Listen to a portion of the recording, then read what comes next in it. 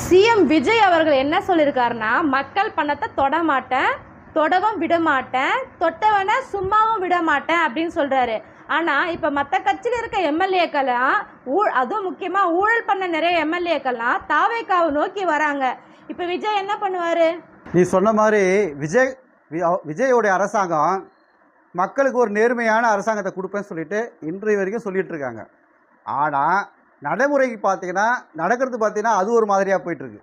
ஏன்னா ஏற்கனவே 4 அதிமுக எம்எல்ஏக்கள் ரிசைன் பண்ணிவிட்டு அன்றைய தினம் ரிசைன் பண்ண கை ஈரம் காயாத அளவுக்கு அன்றைக்கே தாவேக்கால இணைஞ்சு துண்டை போட்டு நின்னாங்க. மக்கள் மத்தியில் அது ஒரு விமர்சனத்துக்கு உள்ளாயிடுச்சு.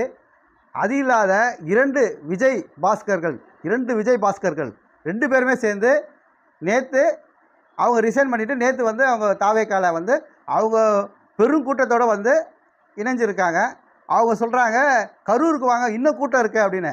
இவங்கக்கிட்ட நிறைய அடித்த பணங்கள் இருக்குது, ஊழல் பணங்கள் மக்கள் மத்தியில். அம்மாவுக்கு உண்மையான விசுவாசி சொன்னவங்க இன்றைக்கி யாருக்கும் விசுவாசம் இல்லாத தன்னுடைய அடித்த பணத்துக்கு விசுவாசமாக அந்த பணம் எங்கே கொல்ல போயிட போதோ, எங்கே வழக்குகளை சந்திக்க போடணும் பயந்து இன்றைக்கி தாவேக்கால தாவி எல்லாம் இங்கே ஊதுறாங்க.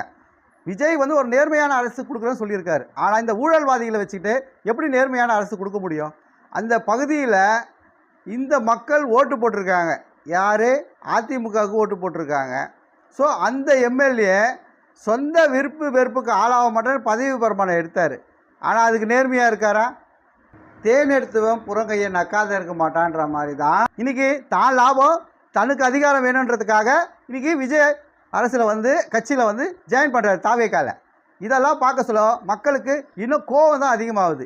விஜயோட நேர்மையான அரசியலை மக்கள் நம்பணுன்னா இப்போ வந்திருக்கக்கூடிய 6 பேருக்கும் விஜய் அரசாங்கம் அடுத்த இடைத்தேர்தலில் சீட்டே கொடுக்கக்கூடாது. அந்த பகுதி மக்கள் இவங்களை ஒட்டுமொத்த மக்களையும் புறக்கணிக்கணும். ஏன்னா இந்த மாதிரியான ஊழல்வாதிக இந்த நாட்டுக்கு தேவையில்லாத ஒரு ஆளுங்க. ஏன்னா அவங்களுடைய முடிவு பார்த்திங்கன்னா பணத்தை பாதுகாக்கணும், அதிகாரம் வேணுன்ற ஒரே ஒரு அக்கறைக்காக தான் போயிருக்காங்க. மக்களுக்கு நன்மை செய்யணும், மக்களுக்கு இது எளிமையாக செய்யணுன்றவங்களுக்கு அதிகாரமே தேவை கிடையாது. அந்த மாதிரியான ஒரு விஷயத்தில் தான் இன்றைக்கி போயிருக்காங்க. இந்த விஜய் அரசுங்க உள்வாங்கி இவங்களுக்கு யாருக்கும் இடைத்தேர்தல் சீட்டே கொடுக்கக்கூடாது. அப்படி விஜய் இதை மதிக்காமல் திருப்பியும் அதே சீட்டை கொடுத்தாருன்னா இதுவும் மக்களுக்கு ஏமாற்றத்தை தான் கொடுக்கும். இந்த அரசுக்கு வாக்களித்து அப்படின்ற மனசோர்வுக்கு மக்களை தள்ளப்படுவாங்க.